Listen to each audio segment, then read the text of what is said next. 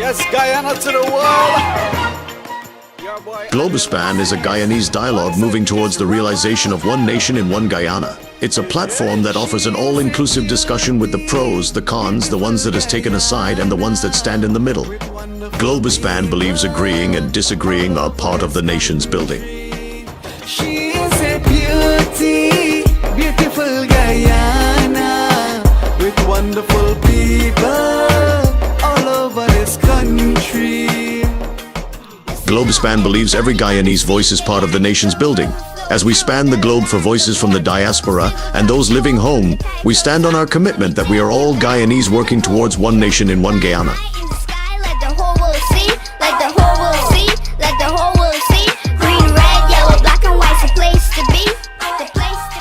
As the world turns on its axis bringing changes, we as Guyanese must adapt to those changes for a better Guyana for all. Globespan stands on its axis with its belief that one nation, one Guyana, one destiny must include voices from all corners of Guyana. With many flavors, 6 different people blended together. Raise your flag high in unity, we're family with one destiny.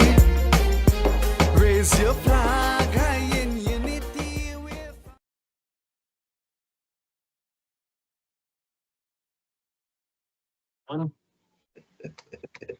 Good evening and welcome to tonight's edition of Globespan. My name is Rusad Ramgopal. I'll be your moderator this evening. We're joined by a very esteemed panel of Dr. Terrence Blackman, Mr. GHK Lall, and Mr. Timothy Jonas.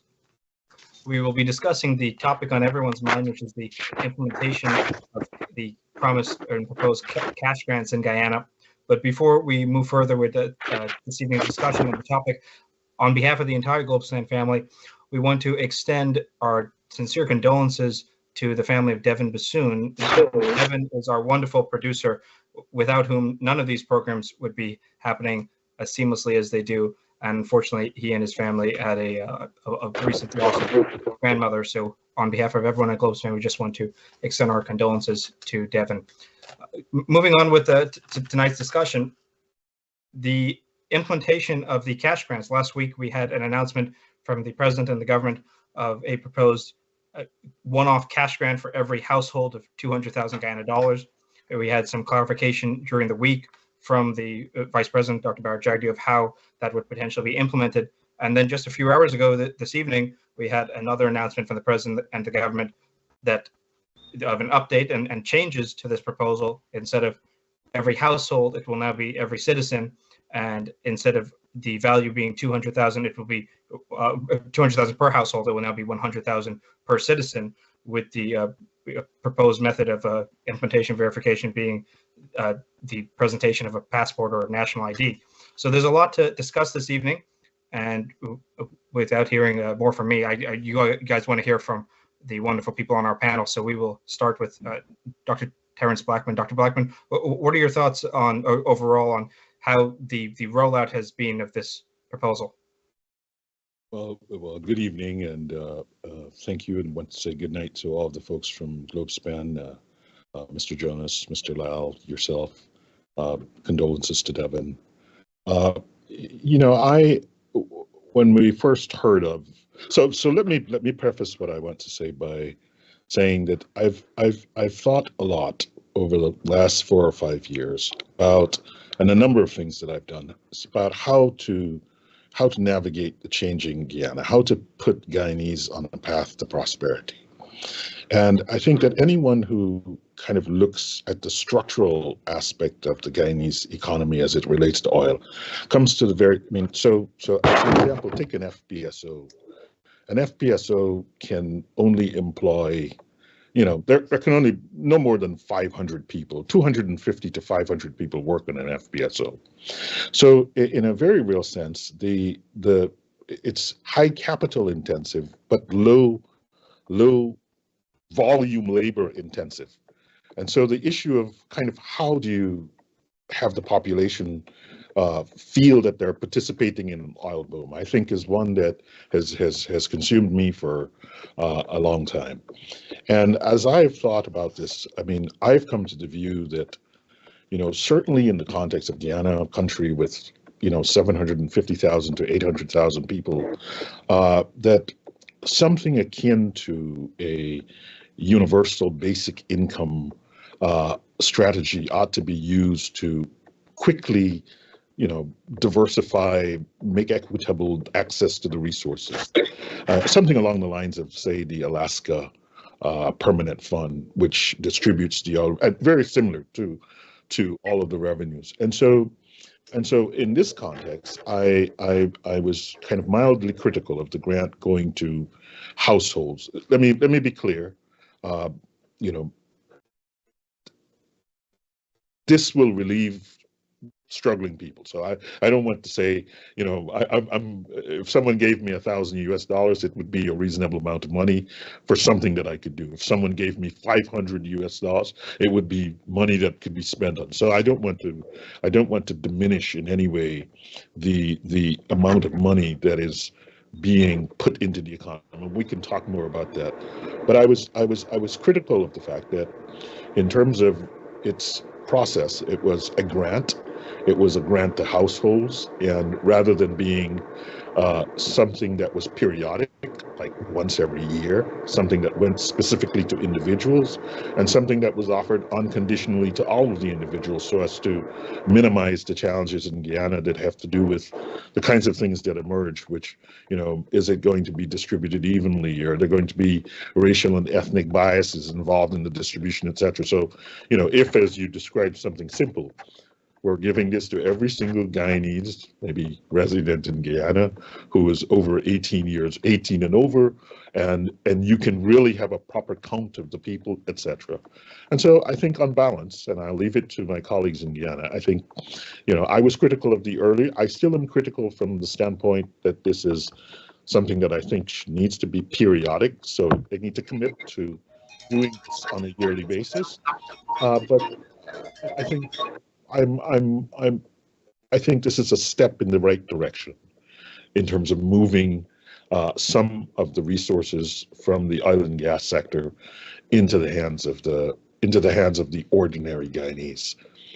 So I'll pause there and I'll listen to my colleagues. Thank you, Dr. Blackman.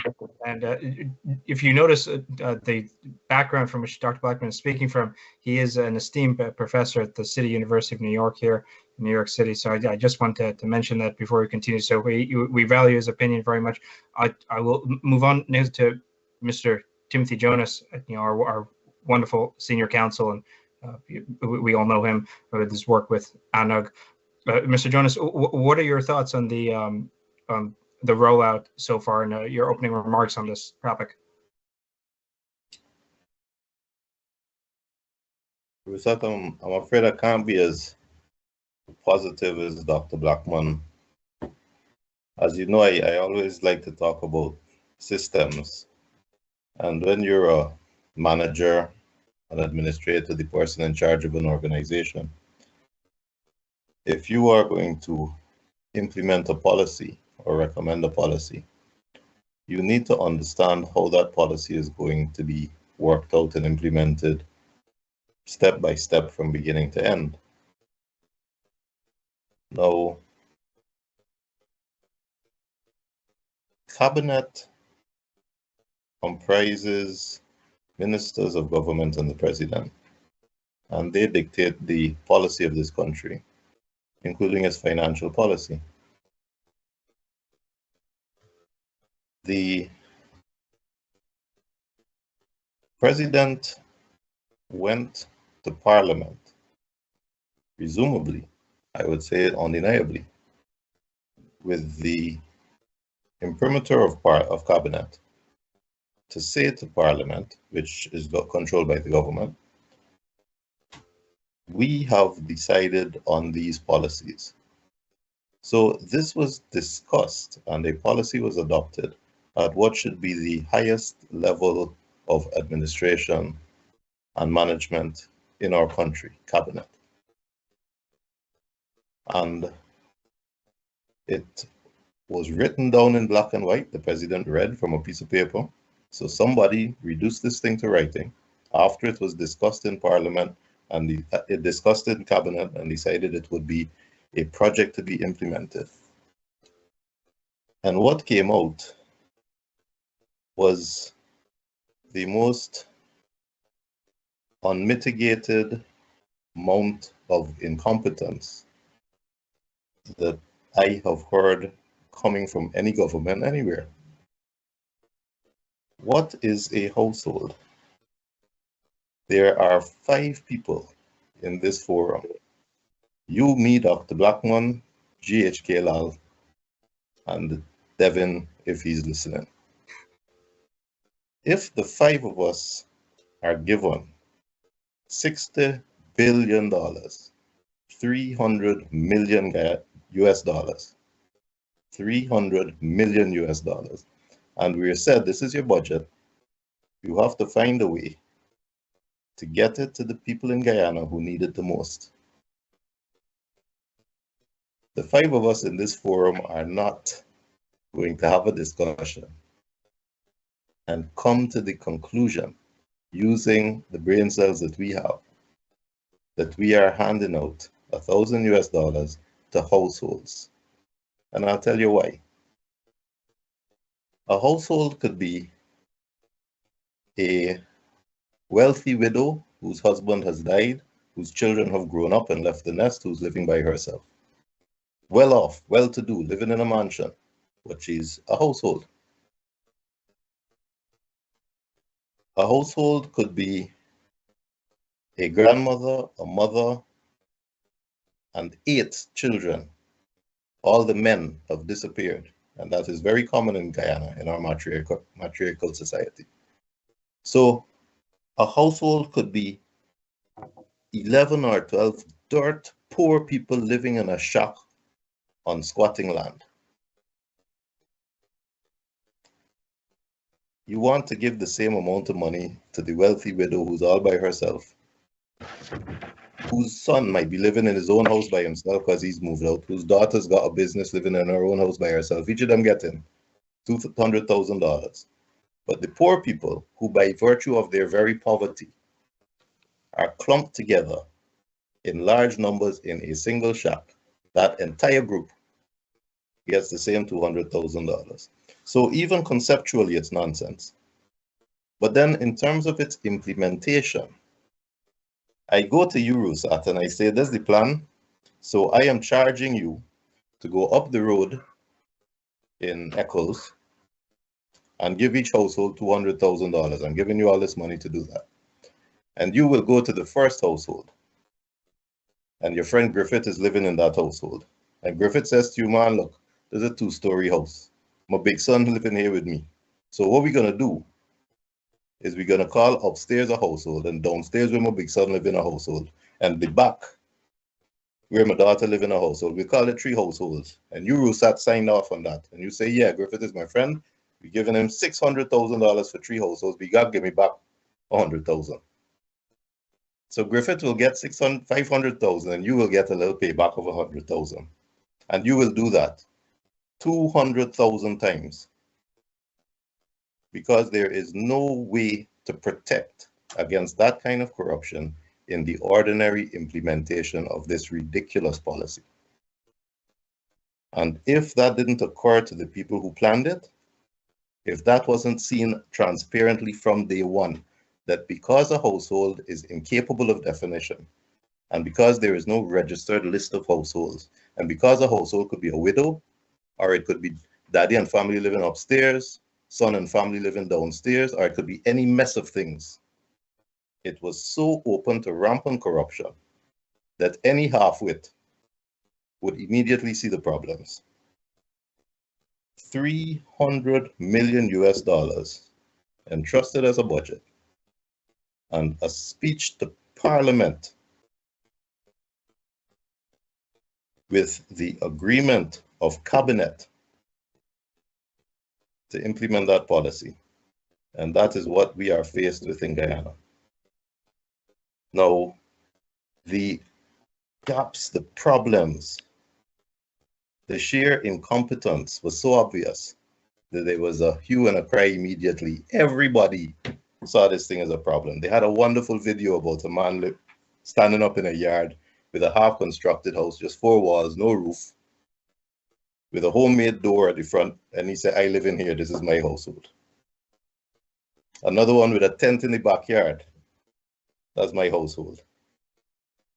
You can't get more ridiculous than that. And yet our leaders want to spend 300 million US on that. So backlash happened. And with egg on their face, they come back with another half-baked plan. That now every Guyanese is getting $100,000. So I want to talk about that and the problems in that. I agree with Dr. Blackman. That is less susceptible to corruption. But conceptually, it is equally nonsensical, because that same wealthy widow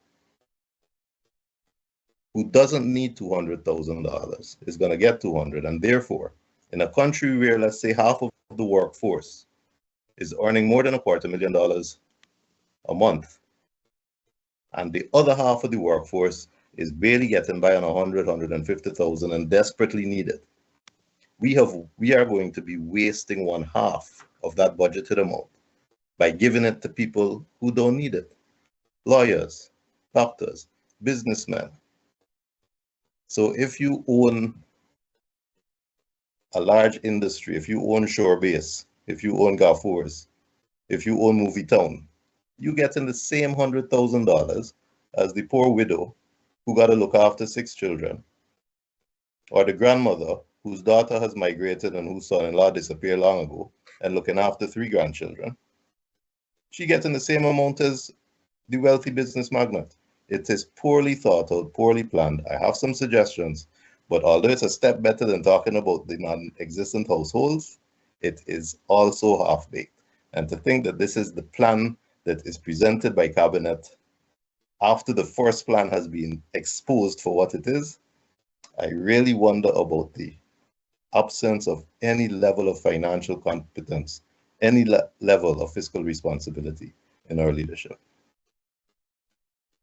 Thank you, Mr. Jonas. And if you would, I'll just ask you a quick follow-up.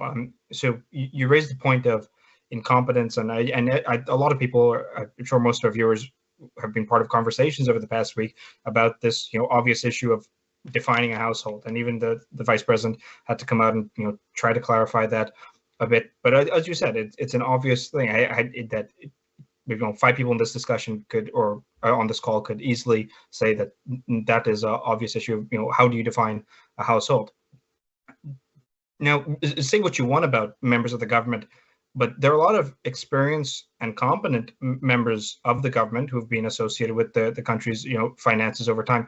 How do you think, or why do you think that they made what is such a glaring or obvious error in their ways in terms of rolling this out? Do you think that this was rushed? I mean, a lot of people initially, as it came out, because it came out with a flurry of announcements. There was the announcement about UG, and a few others that we'll go into later. Do you think that this was some sort of rushed announcement for political or electoral purposes that just wasn't fully fleshed out at the time?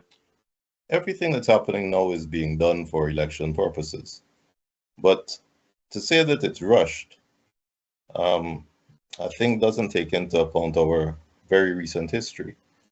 You see, this isn't the first time this kind of nonsense has happened. Very, very recently, we heard there was a cash handout to farmers.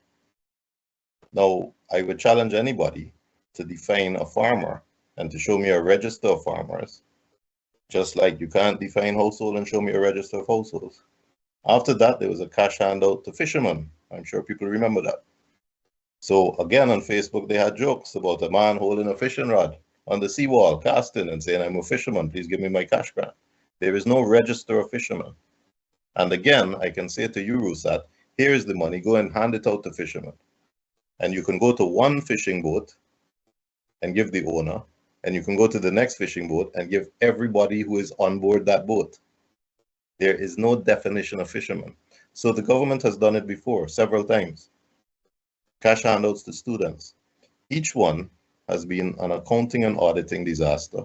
We will never see an auditor's report showing how that money was spent and what proportion went where it actually should have gone, because it's impossible. Because nobody knows who is a fisherman. Nobody knows who is a farmer. Nobody knows who's a past Gaisuko worker to receive that cash grant. And similarly, this was just on a national scale, and therefore it confronted everybody. Nobody knows what's a household. It's not the first time it's happened. We are seeing a total absence of fiscal responsibility. We are seeing all this free oil money being spent recklessly, fecklessly, and there is nothing anyone can do about it. Thank you, Mr. Jonas. And Mr. Lall, we saved your esteemed and renowned input for last here, but for those who don't know, Mr. Lall is one of the most preeminent political writers in modern Guyanese history. Right, Mr. Lall, what are your thoughts on this topic so far? The overall rollout of the announcement, you know, the issues as we discussed with Mr. Jonas just now, of defining household, how this has been done from the initial announcement to the clarification from the vice president to the updated announcement tonight. What are your thoughts, Mr. Lall? I believe you may be on mute. Good evening, everyone. We can hear you now. Good evening, everyone, again. I think in addition to being the moderator, which you do a very good job, you're also very good in the flatterer department. So I'll take that one there. All those adjectives, etc. The first thing I want to say is that 200,000, now 100,000 Guyana dollars is welcome to the man in the shack, in the squatting area. It's welcome to the pensioners. It's good news. The man in the street who's been crying and lamenting about the cost of living for years is excited. I mean, this place has more excitement than New York, which is a difficult thing to say. The president comes out and he has a grand announcement, a grand address. The vice president follows up. And I think that there are shades of what both professor said and counsel said. And then I depart a little bit here. We have the president making his initial announcement, 200,000 and UG and universal $10,000 voucher and so on and so forth. Good. Then we have the chief policy maker coming and telling us how the procedures will happen. Procedurally, he addressed, and I haven't read DPI in about 10 years, anything from DPI. And there was a DPI, and I thought, Dr. Blackman and Counsel Jonas, that had some substance to it. When he spoke about one of the bases will be your GPL energy bill, light bill. We are talking about, I've heard between 240,000 to 264,000 households. Some 240, I think, is in the GPL database. And I thought that had some substance and credibility to it, if you were going to stick to that one. Because here it is, you have a record, it's a state agency, and it is a very robust record. So that was a good way to start that out with. Lo and behold, and I'm jumping here now to today, several hours ago, the president comes out and modifies the 200,000 because of all the comments they've had, thousands of comments, and now it's 100,000 for those who were 18 as of January 1st this year. Okay, now that 18, I think, to 47, if I hope I have that right, is the largest demographic in this country. So you're accounting for some people who have been left out. But now I haven't heard, I know if there's going to be a follow-up, that the criterion is a national ID card or a valid passport. And in that, Mr. Jonas, Dr. Blackman, In that, unlike the GPL, which would have had its issues, and I'll come to that in a moment, in that national ID card business and passport, and how is that going to work? Village to village, house to house? Oh, I forgot a vital piece of information. The VP said there'll be a check. The DPI release said there'll be a check. From the GPL database will identify who's eligible, and a check will follow.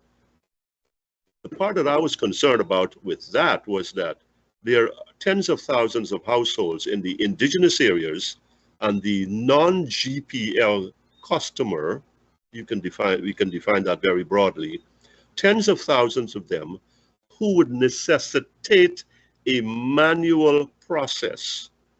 And we're talking about implementation here. A manual process meaning I have to come to you, I am the government, and say, well, what are your details? And I think that there's room for negotiation there. And there is room for what I like to call hanky-panky, because it's isolated, it's away from the public glare, it's off the books, so to speak. So yes, we go into that territory. We come now into the $100,000 territory, and all of this, I agree with Council Jonas here. Everything now is elections. You're gonna have some unhappy people, 18, 24, 30, who would have been left out because they are living with mama and papa or grandma, and so the 200 would not have been coming to them. So you broaden that net and you include them. And the word that is being repeated by the government is one-off. The original 200,000 was scheduled to take 5 months. I thought that the GPL database being already active, once it was scrubbed and sorted, the checks could have gone out by the end of November, reasonably. The off GPL people would come later. And so my thought, and I've got to jump now to the politics, is that 5 months, elections ain't going to happen next year. I'm going to make a call on that in November. I think it's going to happen earlier. And so remember who gave the money, yeah? Remember who put the 200 on. Remember who put 100. Remember who you get it from, right? It's we. Now, we're still talking about the mechanics of this thing. Is it still going to be a check from an official government source, the Ministry of Finance? We don't know at this point. But I hear about a national ID card. And so where are you going to show that to? Somebody coming at your gate, or you got to go to an office, or you got to go to a gathering, whether it's at some basketball court or the Palms or a house, school or whatever. So there are holes. This $100,000 announcement just made this thing prone to a lot of exploitation. Council Jonas said something, and you asked a question about rushed. Nothing is rushed in this country, Council, moderator. You know why? You've got to think like a thief when you're dealing with thieves. As President Roosevelt said with John Kennedy's father, he said, you got to put a fox in the hen house. And that's why he made him chairman of the Securities and Exchange Commission. That was the Wild West. So we put a thief man there, a rum runner, and a vagabond to oversee the thing. So when you're dealing with people who are so corrupt here in this country, and the audience may not like this, we have got to factor that in. And so when we hear about cash and check and who's on grid and 200,000 versus 100,000, this is what this comes down to. Now, I think this thing looks as though it's shaping up to be cash, like the 25,000. And once we're talking about money, 200,000 and 100,000, kudos to you, Professor Blackman, for your universal income writing that you put out. I think it is within recent times. And I must go back to 6 years ago to Professor Thomas and his call that this money, this oil money, must touch the Guyanese people. I don't know if this is the appropriate time to say it, but I think I should. Last year, 1,000.002 billion US dollars were taken out, which is 208.9 billion Guyana dollars was withdrawn. This year so far, 239.6 billion has been Guyana dollars have been withdrawn from the NRF. Where is that money? Yes, we know about infrastructure. Yes, we can see it. Yes, we know what goes on when we peel back the onion of infrastructure. Why is the ordinary Guyanese crying about cost of living and price pressures? The government was very, very concerned about how much it is very effusive about how much it had done with subsidies and fuel and light bill and all of that business. Good stuff. And then about $25,000 cash grants. And it was also very concerned about taming the inflation beast. Now, 200,000, that is now 100,000. What does that do to inflation? What does that do beyond the 100,000 when that is done? I want to look at the numbers a little bit more. And although Dr. Blackman is the mathematician, 100,000, 12 months, one off, that's 8.5 a month. You've got a 24-year-old with 2 kids or 1 kid, so that's 3 in a household. What does that mean in terms of that household coping with where prices are in this country, knowing that this is a one-off? Just before this program, I made a phone call to a woman who is 69 years of age.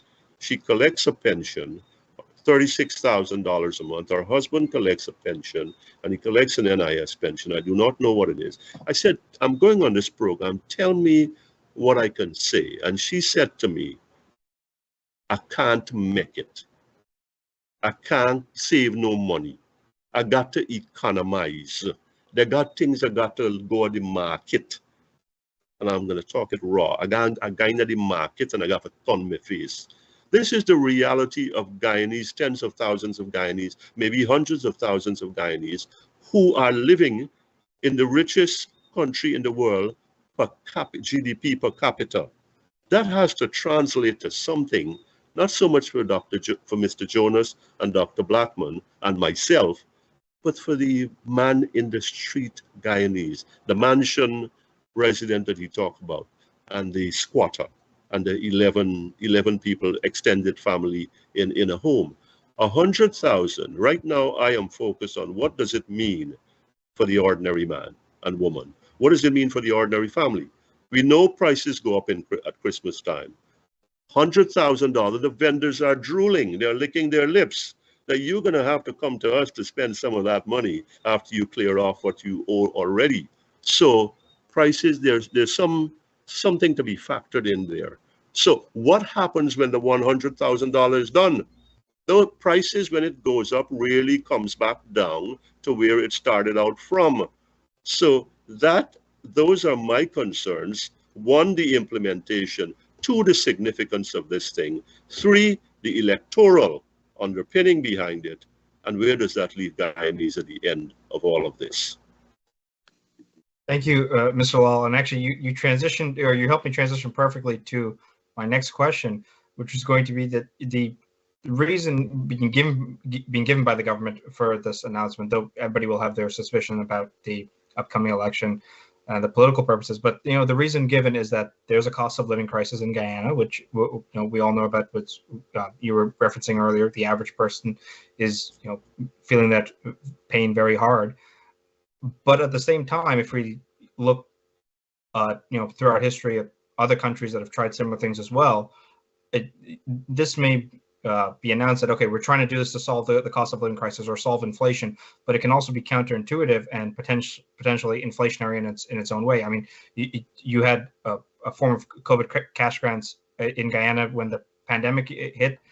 You had a lot of COVID stimulus spending of sorts across the world. In America, in Europe, a lot of studies were done on the fact that those stimulus checks, those one-off grants or cash grants in their own way, were actually helped contribute to the cost of living crisis and inflation that came after the pandemic. Devin, I think I sent you a piece of a study or a report on one of those studies. You could put that up on the screen.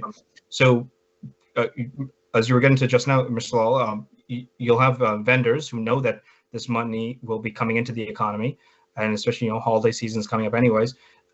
They may raise their prices knowing that there'll be more money coming into the economy. And as you said, once prices raise, they don't typically go down afterwards. So I would just pose the question to the panel. Do you think that this is a sort of catch-22 situation where there is a cost of living crisis? People will say the government should do something. The government is going to do something in this form, but it may actually contribute more to inflation in the long run. I'll pose that first to Dr. Blackman.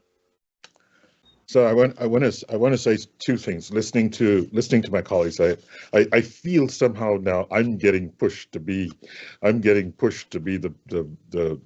defender of the government in some weird way, right? But I want to say what I want to say, and I don't want you to see it as defense or anything of that sort, right? And so, my colleagues, in sense, when I got a few notes prior to the show, and really their sort of reflections are captured in the sense of like, look, what's going on here is an opportunity to skim and an opportunity to look for votes. It's 18 and above. And this is clearly a vote strategy, and as GHK was just detailing, there's so many issues about how you the national ID and the passport. Do you go someplace, and the opportunities that this opens up for graft, and I certainly do think that there are opportunities that are opened up for graft. But what I want us to always, at least I've tried to, in these discussions as they relate to Guyana, to say, look, there are two attitudes that we can have here, just philosophically. There's cynicism, there's skepticism, and I think GHK makes a good argument why perhaps Attorney Jonas and him are a bit more cynical about it. So like, I'm a skeptic. I'm questioning, I'm doubting the truth of the claim, but I want to see the evidence. And it's a constructive, I think, open-minded approach that will say, like, let me test the belief and discover what the truth is through some kind of inquiry. I don't want to, as in a cynical way, presume or assume a negative motive behind the actions that we see. So let's just judge the actions on the actions. Now, I know that this might be crazy because, as we've seen, if you have a long history of there being some animating forces behind actions, then it's reasonable to expect them. But for a moment, let's suspend the judgment and let's say, let's be skeptical rather than cynical. So I think we have a good example here in the U.S. The Alaska Permanent Fund dividend, right? So permanent fund dividend. It's not just a random handout. This is wealth that belongs to all Guyanese, and one of the things we're thinking about, how to ensure that all Guyanese benefit. I'll come back to the questions that were raised about, should it be more targeted, etc. But I wanted to say, as you've just described, the economic impact. Look, we've had this in Alaska. There's a boost in the local economy, increased spending. So we can expect Guyana's cash grant to stimulate economic activity. Alaska shows, yeah, sure, while you get some short-term gains, you have these challenges like inflation that have to be managed. So the point is, and I think that this is the point that GHK Lall, which I wanted to also talk about, but I won't say, but it's that, in a sense, the Alaska's structured disbursements are through the Sovereign Wealth Fund. And this then offers a model for what the long-term stability will look like. I think at this moment, it's not clear where are the disbursements, like where is the 60 billion coming from? Is it just something that we randomly make up, or is it part of a budgeting process? Is it part of something that is coming from the interest earned on our investments in the sovereign wealth fund? And I think that that's kind of where we have to do the technical work up. The other question I wanted to sort of address is the one that I think is the elephant in the room, the sense that, look, some people will benefit more from others than this. But I some time ago spoke with Roger Hussein, who's, you know, one of the professors at UE, and he really, you know, I asked him a lot about this question about a UBI in Guyana and so on. And one of the things that he said, you know, look, you know, if you think about Guyana, there are these ethnic divisions, these historical disparities. So when you think about design and implementation, you have to think about social cohesion. And as you think about social cohesion in the context of Guyana, I think that any strategy that says, you know, we're going to give, I mean, as Mr. Jonas rightly noted, we're going to give to farmers, we're going to give to this group. Then the question is, who are these people? Who's a farmer? How do I become a farmer? And so I think in some ways, this is actually the best world for Guyana, which is to give this to every single adult over 18. I would like to see also that we start thinking about what it means to do this for children also, because there should be some intergenerational equity. So what about the young people? Maybe their money should be going into a bank account, a baby bond, to ensure that they too are benefiting from this. So there are two questions which I hope we come back to, which go to the long-term stability and the connecting of this kind of action to some structure that is associated with the sovereign wealth fund, and then this issue of, I think, of us kind of trying to find the right balance. I don't want us to go away from this thinking that $500 US every individual in Guyana is a bad thing. As we've noted, 42% of the population lives on less than $5 a day. So it's not a bad thing. In its implementation, there might be a real challenge, but this is part of the technical detail that we have to collectively work out. Now, are there other ways to do it better? Sure, but that's part of the discussion. Is it a step in the right direction? I think yes. Now, I'm farther away than the two gentlemen that I'm sitting with on the program, and so I'm willing to be open-minded and to test my belief and to discover, you know, this sort of truth through this conversation that we're having. But I hope I don't come over as sort of like slavishly taking the position of the government, but saying reasonably, look, $1,000 is $1,000, and it's not insignificant in the context of the persons that Mr. Lall GHK Lall just described, the 59, 69-year-old. So, you know, I have to turn my face from things that I want to buy. So, you know, I just want us to balance it. Thank you, Dr. Blackman. And you mentioned UBI earlier and again now. For those in the audience, I'll just say Dr. Blackman has recently written a piece again about his belief on how a UBI, you know, should be implemented in some form in Guyana. And he was writing also about what Professor Thomas said in a video, which we'll play later in the program, and Mr. Lall mentioned earlier as well that what Professor Thomas thought about the issue. But I just wanted to mention that article out there, so any of you are interested in your views on UBI could read further. Mr. Jonas, I'll go back to the topic of inflation. Also mentioned, I had in my notes here that the Vice President, Dr. Jagdeo, kind of preemptively said in his recent announcement, because I think he anticipated the potential criticism that of this possibly being inflationary. He said that we've looked at this and we believe the economy has the capability of absorbing this. He mentioned that Guyana is now a US $22 billion size economy now, and basically he was not as concerned, therefore, about the potential inflationary effects. Just to further on the topic, Mr. Jonas, what do you think about the potential counterproductiveness of doing this to address the cost of living crisis, but the risk of inflation resulting from it. Okay. There are a couple of things that my friend GHK and Dr. Blackman said that I'd like to answer first, if you don't mind, yourself.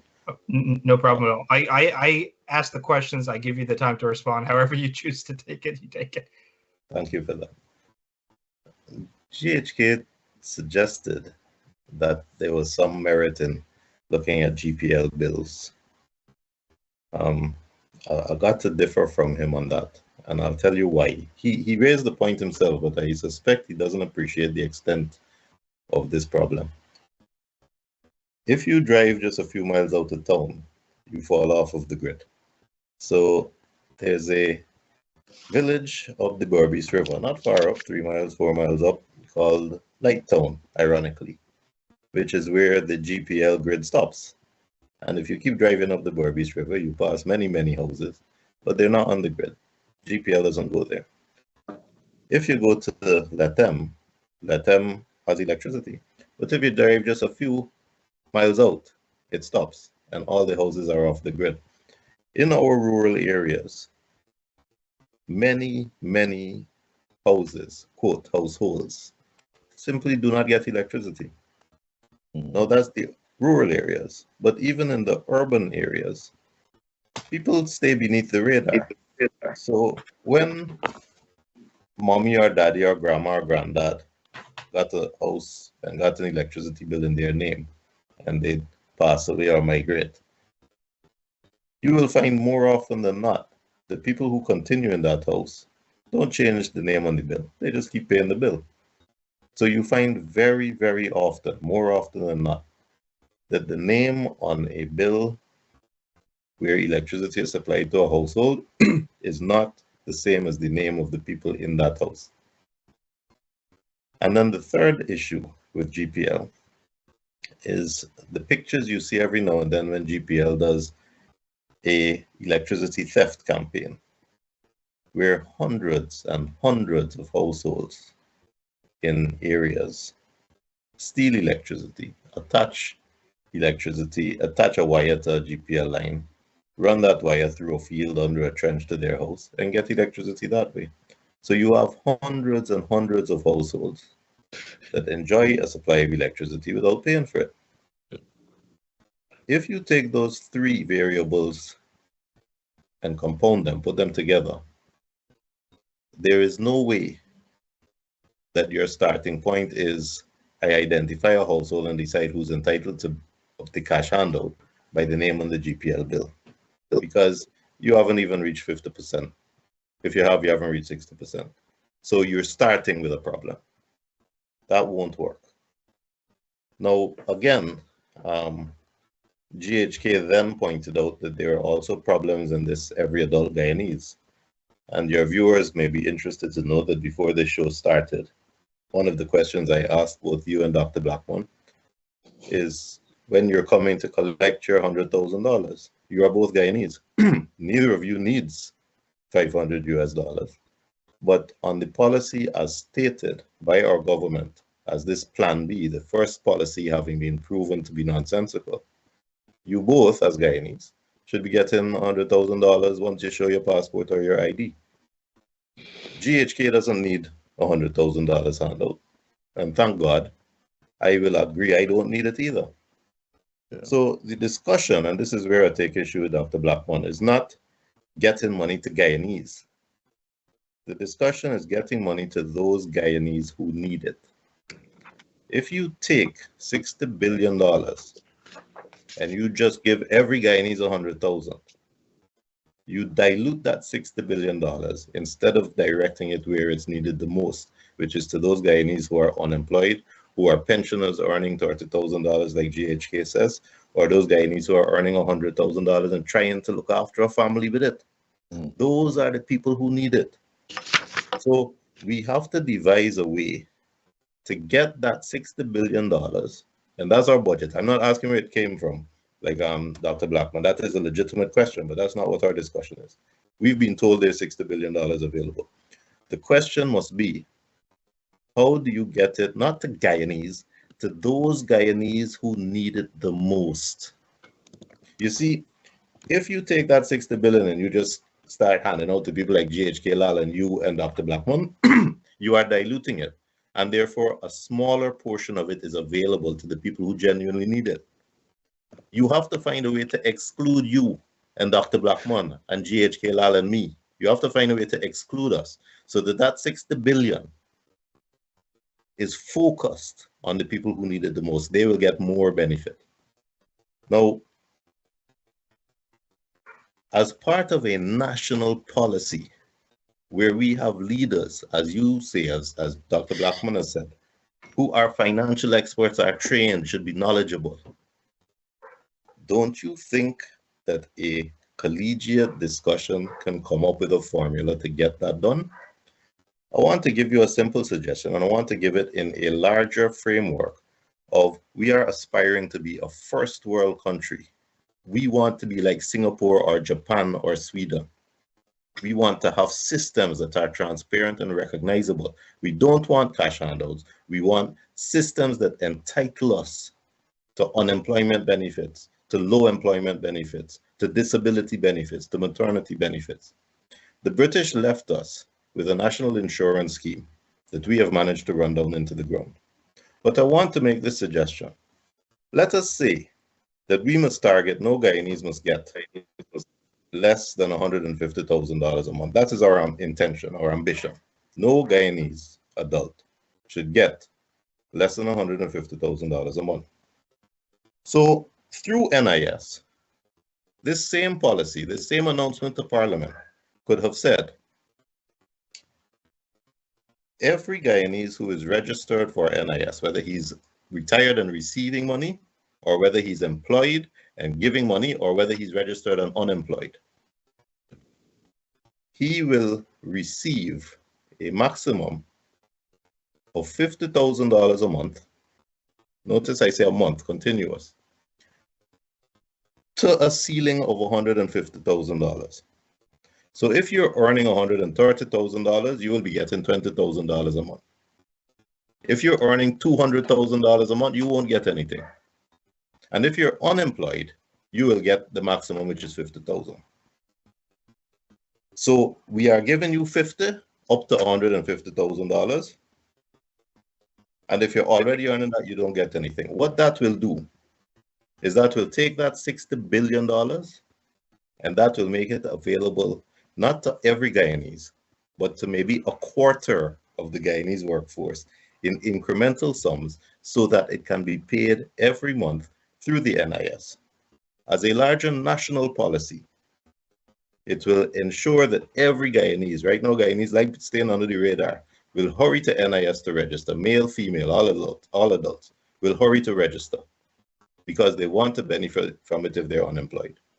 It will make sure that if they are employed, they will ensure that their employers register them, because there are a lot of employers out there who will pay you a daily wage, but they don't declare you for PAYE or NIS. It will bring everybody on the radar, and the government can say, next year we're doing this again, and there'll be more benefits. So make sure if you've missed out this year, because you're not on our NIS system, make sure you register for NIS, you get it next year. And the beauty in that is that you, Rusat, who are not on our NIS scheme because you're not in Guyana, and you, Dr. Blackman, who are not on our NIS scheme and have not been, you won't get. Yeah. The other thing I want to point out to you, do you remember there's a company called Bai Shanlin? Yep. Bai Shanlin was run and owned by a Chinese national who was very good friends with both governments and had to leave hurriedly. He was given Guyanese citizenship. Every now and then in the papers, you see the ministry announce like they've done something positive, that they've given Guyanese citizenship to these foreigners. Now, I have nothing against that once there's a good policy in place, but I know there's no good policy in place. But do you think that a foreigner who is now part of a large wave of people coming to Guyana to benefit, the Bai Shanlin folk got Guyanese citizenship, so they became eligible to get timber concessions, and so they became eligible to get small and medium scale mining claims, because only Guyanese get those. Do you think that carpetbaggers that come to Guyana who can now show an ID card should be getting $100,000?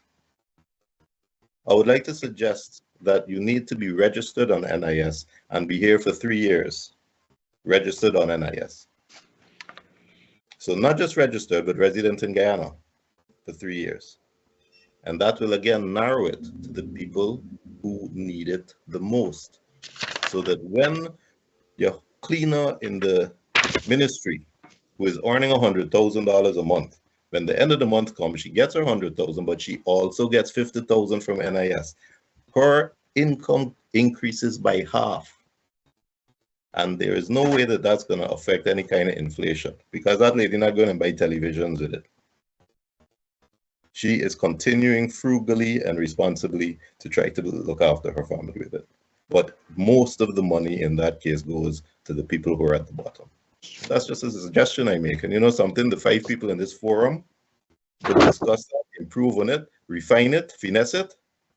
And there's no way any of you would go and stand up to the public to say every household gets 200,000 or every Guyanese citizen gets 100,000 so that Rusat and Dr. Blackman get 100,000. It's not difficult. Why are we faced with such blinding incompetence? And why do we treat it gently and say this is a good thing? We need to get money to the people who need it the most. Let's find a good way to do it. Thank you, Mr. Jonas. I'll just say a few things and then I'll ask Mr. Lall the next question. You touched on some topics that were in some questions that we're going to ask in the future, so I'll just merge it now. We were talking about the earlier criticism of the earlier proposal and how but that had some obvious errors with how do you define a household and is that open to abuse, etc. But even with the revised announcement, as Mr. Jonas was getting to just now, there is still an opening for waste, fraud and abuse, because if it's open to every citizen 18, every Guyanese citizen 18 and above, and all they have to present is a Guyana passport or a national ID card, as Mr. Jonas was alluding to just now, you have a lot of people who are Guyanese passport holders or national ID card holders who live in the U.S., live in Canada, live elsewhere. I'm sure the happiest people in the world hearing that announcement were actually in Richmond Hill, New York. They were probably going on the Caribbean Airlines website or hopefully the Globespan website and booking their flights down to see how they could collect after, because it's so obvious that if you just open it up to any Guyanese citizen 18 and above who can present a Guyana passport, that there'll be so many living abroad who could potentially be open to that and just want to collect. But it relates to the earlier point that I was asking Mr. Jonas about at the beginning of the program. When you have such an obvious fault in your proposed policy, how does a group of people who are with experience and in government announce that without thinking that through beforehand? How did they not announce, say, a residency requirement like Mr. Jonas just said in the course of this discussion? Mr. Jonas was mentioning how Guyana wants to be a first world country, but I would just, whether it's a third world country or a first world country, it's a tale as old as time. That where there's elections coming up or political gamesmanship, sometimes you just put out a policy out there without even addressing the obvious flaws. Like the U.S. is the definition of a first world country, and as soon as I heard the announcements coming out of Guyana, my immediate thought was it reminded me of what President Biden tried to do right before the 2022 midterms, which was just a few months before the midterms, to juice the youth voter turnout, which usually goes for the Democrats. He said, I'm going to forgive the student loans, even though there was obvious legal fault in that did he as the executive have the authority to do that, given that appropriations has to go through Congress? They just announced it anyways and let the legal battle play out for months and close to a year thereafter. But the election just came before the legal battle could be sorted out. The Democrats got the benefit of the youth vote. They held on to the Senate, and then in the next year the Supreme Court struck it down for obvious reasons that Biden did not have the authority to do that. But he already got the electoral benefit. So I'm sure most of our audience could see that point without me even going into all that detail, that sometimes the faults in the proposed policy don't even matter to those announcing it, because that's not the purpose. The purpose is an otherwise electoral or political benefit that they may receive in the future, regardless of is that actually a well thought out policy to be implemented. But I'm sure Mr. Lall has a lot of thoughts on what we just said, so I will turn to him on that. What he thinks about what I just said, the potential for waste, fraud, and abuse, as Mr. Jonas and myself were alluding to, especially with that just basic citizenship requirement and the passport, and also what I was talking about with Dr. Blackman and Mr. Jonas earlier, the potential of it being counterintuitive and inflationary, which I think you touched on earlier. So we have your take on that, but in case you wanted to add anything to that. Well, you're hitting a number of hot topics there: inflation, criteria, eligibility, and so on and so forth. So let's look at this piece by piece. We can all agree that the government has the caliber of people who know their financial onions. You can't tell me Dr. Singh doesn't know what has to be done here. You can't tell me that Dr. Jagdeo doesn't know what has to be done here.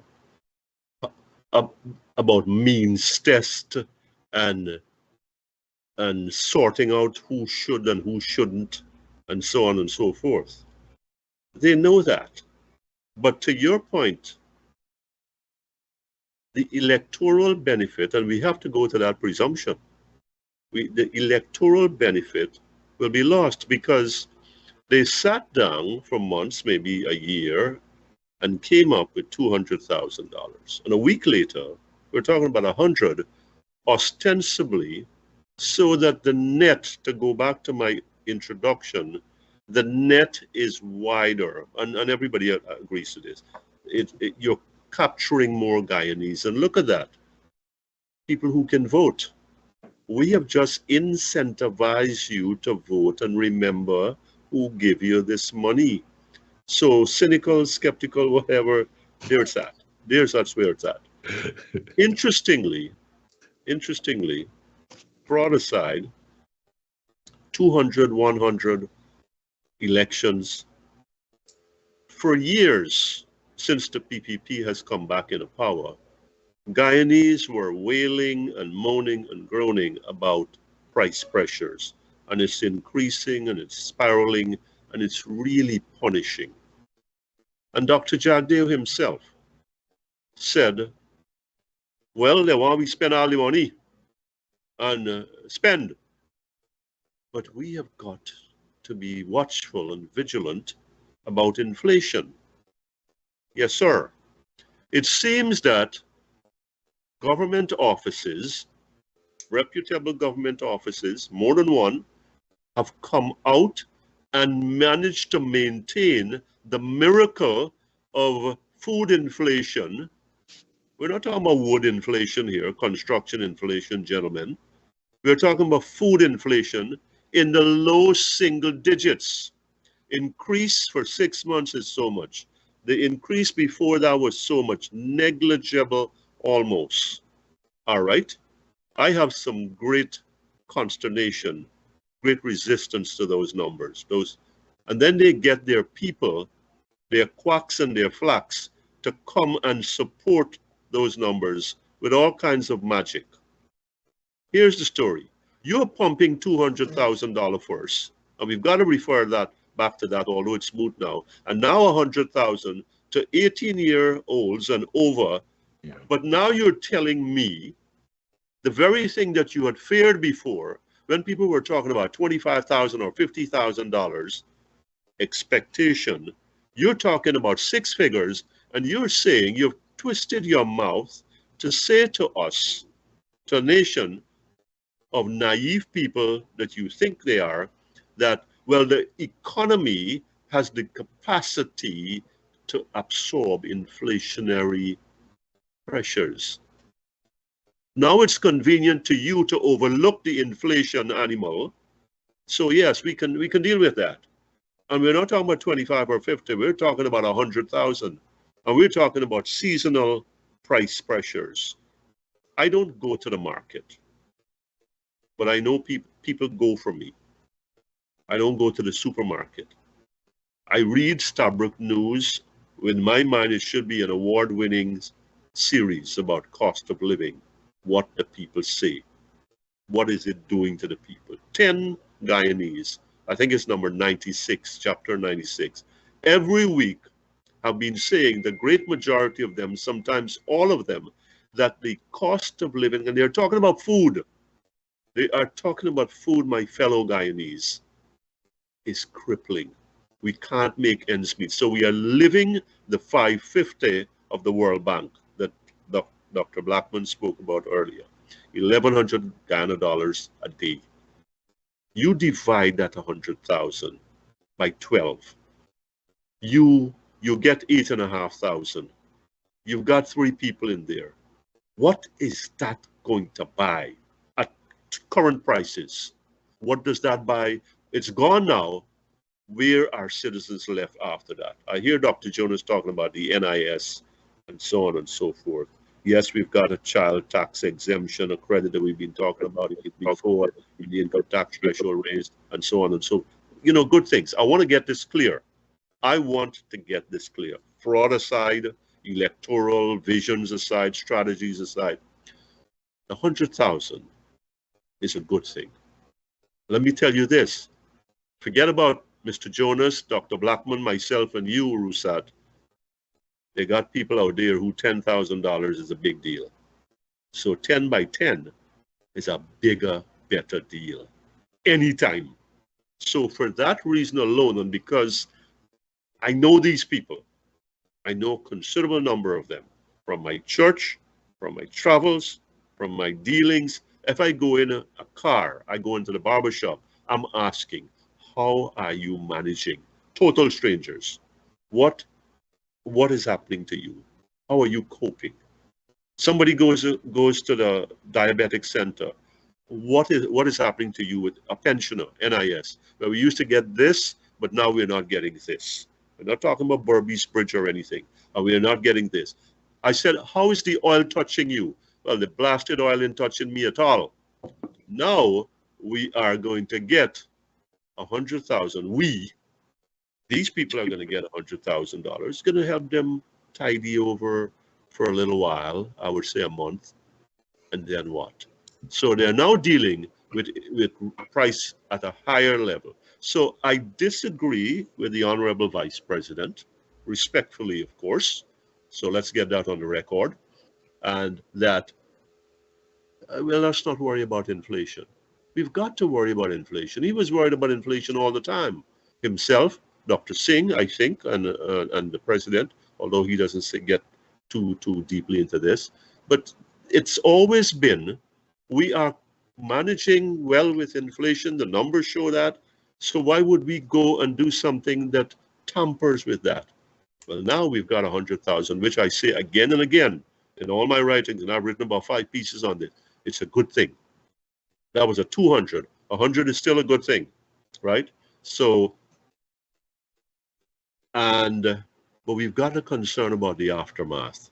Gentlemen, we've got to go beyond the 100,000.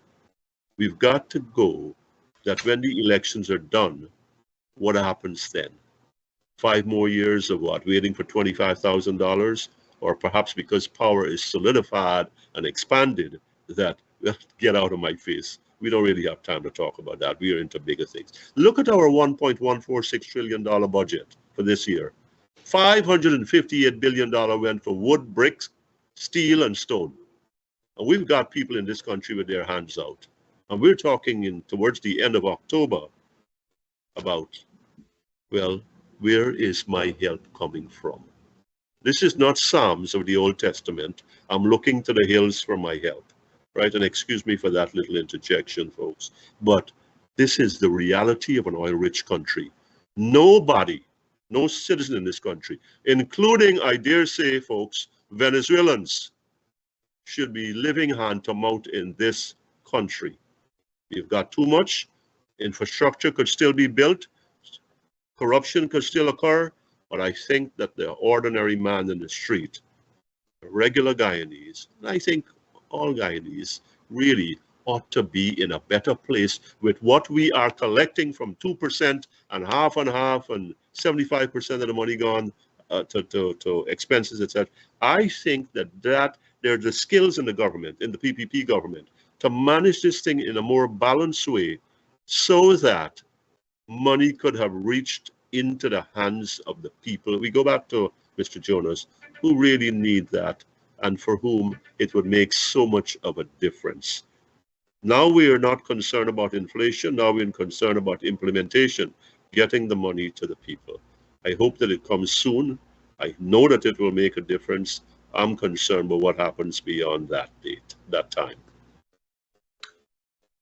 Thank you, Mr. Lall. If I could just add on to that about the inflationary concern, obviously to anyone in Guyana who will be dealing with the cost of living crisis, or anyone in any country who's dealt with the cost of living crisis, if you get the government saying we're handing you this money in a check or cash or whatever, it's going to seem very helpful, and in the immediate impact, okay, now I have this extra money to help me with the cost of living.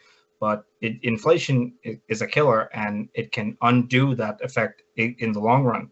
If we were to just use a recent example that's been well documented or well studied, which is why I referenced it. So in the U.S., right, you had the stimulus checks, the one-offs during the pandemic, and at the time, close to 40% of Americans said that they couldn't even afford a $400 unexpected expense. So when the government came and said, here's a $1,200 check, many Americans, you can look at the polls, vast majorities, Democrat, Republican, independent, black, white, whatever you were, said, this is great. We have this $1,200 check from the government that's going to help out with this crisis.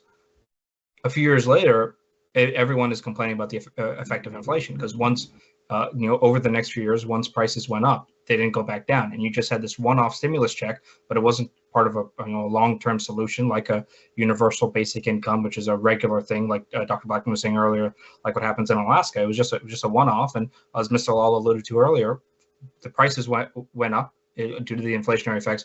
They never went back down. And people weren't making the increased wages to actually afford the increased prices in the long run. And that is the problem facing Guyana. They're paying first world prices on third world incomes. You mentioned the supermarkets. If you walk into Bounty supermarket, or even if you just go to street vendors, the prices of goods, or if you just convert it from Guyana dollars to US dollars, are just what you'd be paying in America, basically. And that is the long-term problem there, which I'll redirect. Dr. Blackman was saying earlier about the universal basic income, which is a long-term proposal or potential policy solution, because that is not just a one-off, it's a regular thing. And you use the Alaska example we talked about his writing earlier in referencing Professor Thomas. We have a clip from Professor Thomas talking about how the oil money should be used to touch Guyanese, as Mr. Lall was saying, in the long run. So Devin, we could play that clip and then have a quick discussion about that, and then we'll do one or two more questions and then wrap up quickly, because we are approaching the end sooner than later. It's been a great discussion. It's already 8:42 and we're supposed to wrap by 9, so we'll try to do it fast, cover a lot quickly in the next 20 minutes. But Devin, if you have the clip. Thanks. People, maybe 160 to 170,000 households. Probably that's what the figure might turn out to be. Giving each of them, let's say $1,000 US, let's say per year, is a pea drop in relationship to the oil that we generate. So we have to think of ways in which we engage the population, involve them directly in feeling that they benefit from oil is part of their existence. But I think the atmosphere that is growing now, the government and people are seeming to be afraid of talking about these things, because they feel that somebody's going to come and say, you shouldn't waste resources, you can't give people money, they can spend it and buy rum and alcohol and all sorts. But people don't do that. All the studies show in the long run, people, particularly the women, decide on what the priorities are, and they tend to adjust their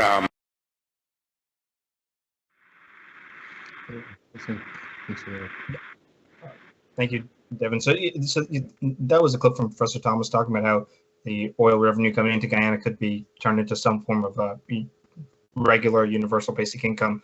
The number was given there was an annual $1,000 a year estimate. Now I'll give the floor to Dr. Blackman to expand further on what he said earlier about what he thinks of that and the potential of what a universal basic income format would mean for Guyana. I encourage people to read his article too. It was an interesting article.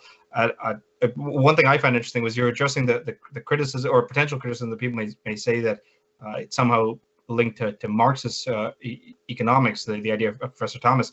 But it's something that a lot of people don't realize about universal basic income theories, even though it sounds sort of Marxist. Oh, the government's just handing you money. Some of the leading proponents of it over time have actually been a lot of capitalists. Milton Friedman was a proponent of at one point. Even the Nixon administration in the U.S., which nobody would call them communists or Marxists, they were looking at some form of a universal basic income through a negative income tax format. So I'll just give the floor to Dr. Blackman to expand on that. No, Rusad, I think you, and that's why, in a sense, you've noted that I've only spoken to the issue of the Alaska's permanent fund dividend, because I want to make very clear that what I'm saying is something that is routinely occurring in the American state of Alaska for an extended period of time, and all of these challenges that people have described. And I understand our sort of Guyanese moral sensibility.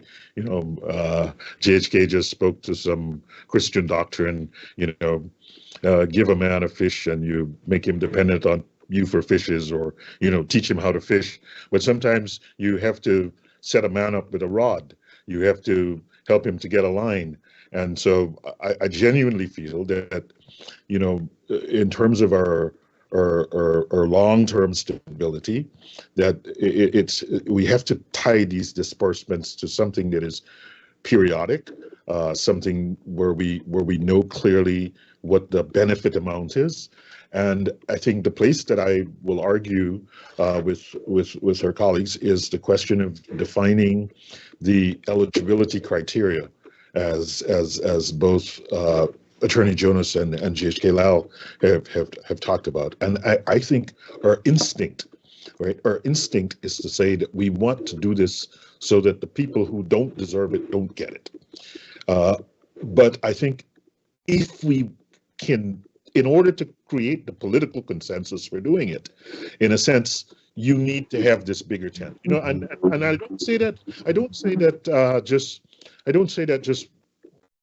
that based on conversations with, in particular, Raju Hussain of the University of West Indies. And I remember him saying to me, and I just went to look for it, he said, the necessity for clear eligibility criteria, fair distribution mechanisms, effective monitoring systems, I want to underline those in order to mitigate against potential corruption, nepotism, favoritism. And his key thing was that, you see, because Guyana is a diverse society, we have to have something where we have to have some mechanism where we garner public support, acceptance for what's happening here. And in order to do that, you have to have some kind of strategic involvement of the stakeholders, some public consultations, and critically, it's got to be something that, in a way, everyone feels that they're sharing it. And I think that to the extent that everyone does not feel, certainly in a small country like Guyana, that we don't have 300 million where you can do these kind of targeted things. We have 750,000, 800,000. So at the moment you do something in some small corner, someone feels that you've taken an advantage. And so I think it's better to find ways to, as Attorney General said, it's better to find ways to have the person who does not need it to give it back than to not give it as citizens all across the board. And that's the point I would want to really, really, really sort of emphasize, a sense of, saying, in order to do this kind of thing, every Guyanese should share in it. And then, because it allows us to come to the political consensus much quicker than if we were to try to have the deeper conversation that we've been having here around how we structure it. Should we structure it through the NIS, etc.? I think that's a legitimate conversation, but I think it should perhaps begin with, let's target everyone, and then let's figure out how to do the clawback so that everyone understands that they're a part of it, that they're getting it, but the people who are getting it, who don't need it, have the, in a sense, the privilege of giving it back and back into the Commonwealth. So I wanted to say that. And then the last thing I want to say was sort of funny, and in this sense. So it's a counter argument to the election argument. So the argument here is like, look, the PPP sees an electoral opportunity to distribute largesse in the year of the election. Now, if I were sitting on the other side of the PPP, what would be the biggest Achilles heel of the PPP? The biggest Achilles heel of the PPP from where I sit is here we have individuals who have not covered themselves in glory on the competence front, right? You can point to a number of areas where things have not been affected in a competent way. So in a sense, this is my Achilles heel. And I bring out a huge program in which I'm immediately not managing in the competent manner in an election year. I think there's an opportunity on the other side to kind of have this sort of conversation. So I don't want to. It might seem that the PPP has determined that this is a good electoral strategy, but I'm saying, just sitting at some distance, it's clear that if incompetence is my Achilles heel, I start off by saying households. The next day I show up by saying individuals. The next day I show up by saying I want it targeted and through the NIS. The next day, I mean, that's a recipe for losing on incompetence. And so I think these people are smarter. And so I just want to put this wrench there for you to think that maybe, maybe it's not all motivated by an election gimmick. And that maybe there is a genuine sense sitting someplace within the context that says, let's see how we can ensure that, as you say, this thing touches everyone. And now, is there enough in the political elite to be able to sit down and ensure that it touches everyone in an optimal manner? And maybe that's my contribution from this side of the fence, right? That there is a place for an actual discussion about how to do this and do this effectively, outside of or in between all of the other things that are going on in the society. And focusing on this question can, in some legitimate way, give us some genuine benefit going forward. I mean, we're a fractious society. There are many fault lines, and so it's not so easy to do something like this. And so I think we start, at least if you were asking me for advice, I'd say we start with everyone, and then we figure the clawback, because then we get the buy-in. And I'll pause there. Thank you, Dr. Blackman. If I may just say a few things. I think that you did make a really good point earlier, and again just now, about the fact that in a country as divided as Guyana, any benefit that you're giving out being universal is a good thing, and that way it helps to counter that issue that has plagued the country for so long. Again, the idea of a universal basic income, whether you agree with it or not, there's proponents and there's also those who criticize it. The fact is that it's at least like a long-term proposal rather than just a one-off, which may lead to inflation and you don't have anything to back it up. And that's why I think the Alaska example is the ideal example, where you have Alaska is oil rich, it has that wealth fund, and the resident citizens of Alaska benefit from that wealth fund through that form of universal basic income that they have distributed to everyone, not in a one-off, but in a regular basis. I would just say on the political point, though, I see the argument in theory that having this rollout be as it is, and the risk of being looking at as incompetent in the rollout, it doesn't bode well for you electorally or politically in theory. But in reality, with the partisanship as entrenched as it is in Guyana, I don't think that there's, say, a potential PPP voter or prospective PPP voter who would say, oh, well, I was going to vote for them, but they really botched that announcement, so now I'm not going to vote for them because of that announcement. I think that the feelings on the parties are so hardened at this point. I think that in the end, regardless of how the rollout was done, as long as they actually get something in their hand at the end of the day, they'll say the government still give me something in the end, and then and they would still receive that electoral benefit as a result. And that's just me playing a bit of devil's advocate there. But as you said, that's what came to my head. I don't know if you want to say something quickly in response, or also. No. I just pointed that out. I wanted to carve out a space for a kind of technical discussion about how we get to touch everyone in a manner that has political buy-in across Guyanese society. And so I was just kind of trying to raise a little question around the potential political argument to say that it might on the surface seem to favor, but it could backfire if you could use it in this way. I think you've rightly noted that maybe this doesn't change any PPP votes, but it might amplify the votes on the other side. And so who knows, right? So I'm saying it's not fixed in stone. Yes, I see the point. Thank you, Dr. Robert. Go to Mr. Jonas for your thoughts on that just now and the universal basic income idea that Dr. Blackman was talking about and Professor Thomas as well. And I don't mean to cut you, Mr. Jonas, but it's 8:55, and we'll have you and Mr. Lall, and then one more question after that, which will be your closing statements after. I just want you guys to know the time as well. Great. I gotta disagree with Dr. Blackman on the idea that a useful starting point is to give everybody the same amount of money, whether they're rich or poor or need it or don't need it. If you have a $60 billion budget and you give half of that money to the people who don't need it, the people who are wealthy already, you've deprived the people who need it of half of that money. So the mechanism needs to be there that the people who need it the most get it. The reason I disagree with trying to paint everyone with the same brush that way is that unlike the first world countries where there is a very large middle class, we have very wealthy and very poor. Our middle class is struggling to maintain itself, and the disparate wealth is increasingly obvious. So the people who are poor are dirt poor. They live by their cast net and curry powder and a pint of rice. That's how they survive. And they plant in the garden and they try their best.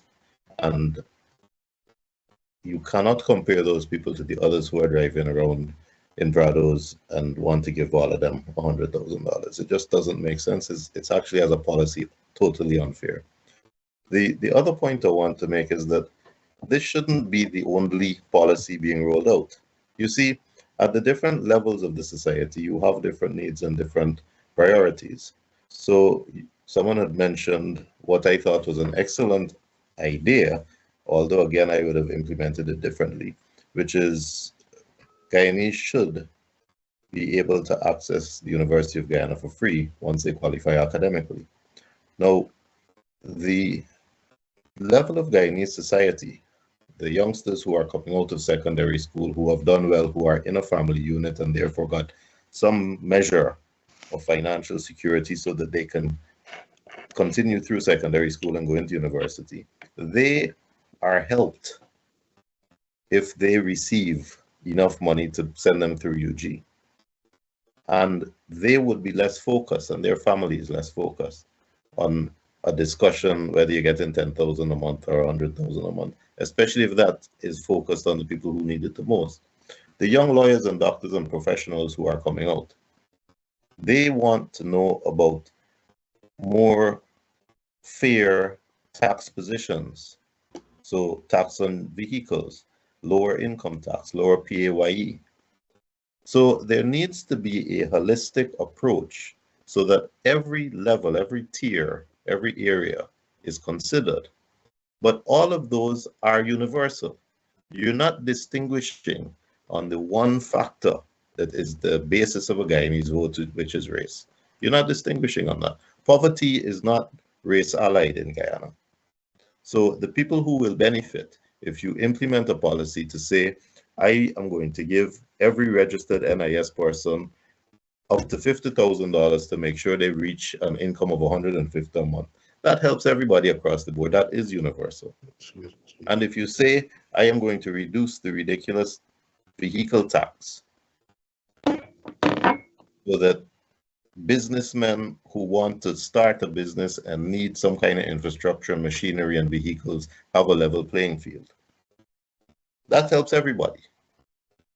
So I agree with your response to Dr. Blackman that to suggest that somebody's going to change their vote because a stupid policy was blurted out and had to be retracted. No one's going to change their vote for that. The hardliners are there. And to suggest that the opposition can accuse the government of incompetence, well, you just have to think back to how the opposition closed down the Gaisuko estates to remind everybody of a huge act of incompetence by the opposition when they were in government. So unfortunately, we don't have a shortage of incompetence on both sides of parliament among our leadership. And the fact is that 90% of Guyanese don't care anyway. They'll vote how they're going to vote. But there is a small minority who does care and does have the competence and recognizes that we need better decision making. And that's who hopefully we're speaking to in this kind of forum. All right. Thank you, Mr. Jonas. It is 9 now, so I'll just give to Mr. Lall to add on to that, and then we'll, if you guys had any quick closing things, we'll just start to wrap up. I think in the interest of time, I need to just put everything together. Here's what incompetence and corruption doesn't count. It doesn't count. So we could throw those out of the window. To say that this is a stitch in time, $100,000, and it saved the line, but that has some merit. So it's timely, if nothing else. We were concerned about inflation before. We are not now. We weren't concerned about giving a hand to the people, but we are very concerned now.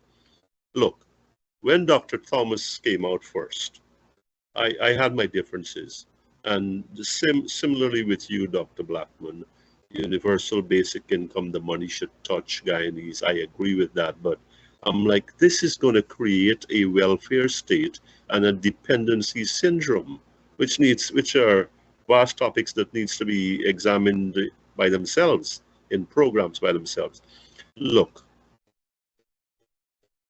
Guyanese need to know by experience, viscerally, economically, that they are active participants in this oil patrimony. And that has not been forthcoming. I think this $100,000 and the other provisions will be welcomed. How can it not be?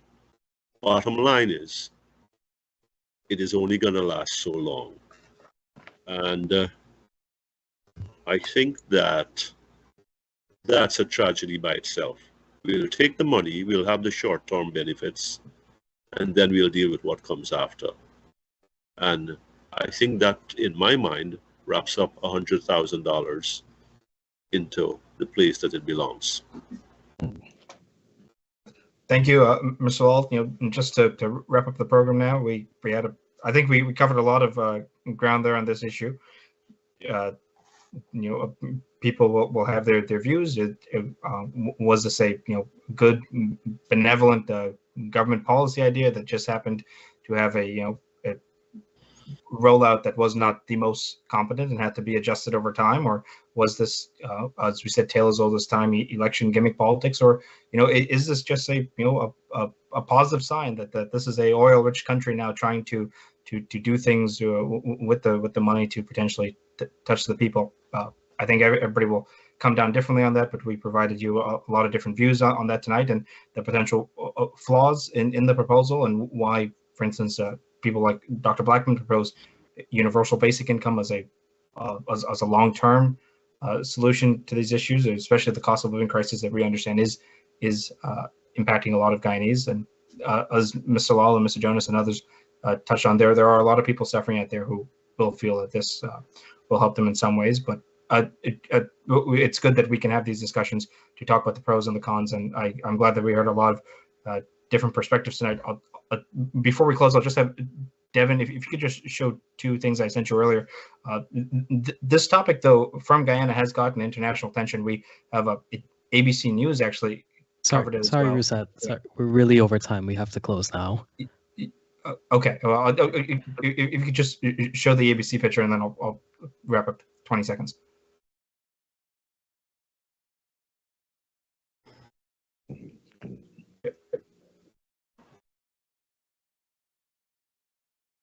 I guess we don't have that right now, but so